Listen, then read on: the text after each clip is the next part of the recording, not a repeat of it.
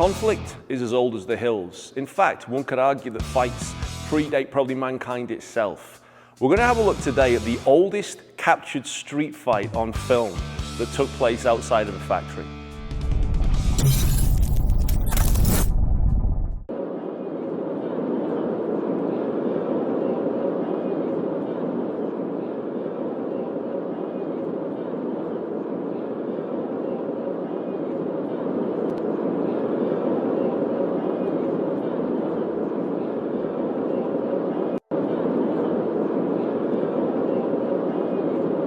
Now notice the way they sort of mill around, the hands are going and a little cheeky footwork going on. It's not a million miles away from what you actually see in the boxing rings from fights at that time.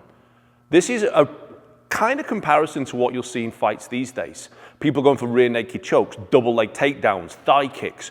All the stuff that they see in MMA is what they carry over into their day-to-day lives.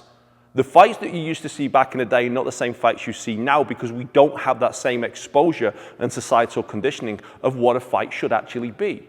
So you've got two guys here having a prize fight, doing the old dust-ups in the middle of the street. There's a little bit of the old head pecking going backwards. The fists are flying in furiously. It's not clean. It's not crisp. But it's not that bad either. What's interesting is, though, how far we haven't come physically and how far we haven't come emotionally as well. Dude, he flicked your hat off.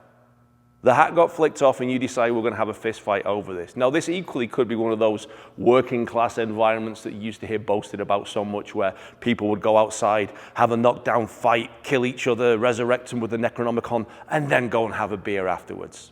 I know times were different back then. But if they were so different back then, why is it that we've still got those same triggers, those same small things that set us off? If the action hasn't changed, the spirituality aspect hasn't changed either. And that's a sad thing. We need to be better, both physically and mentally and spiritually. So when we take these little glimpses at the past and we can see what went on and we see it still going on, that gives me pause for thought, and I hope it does for you too.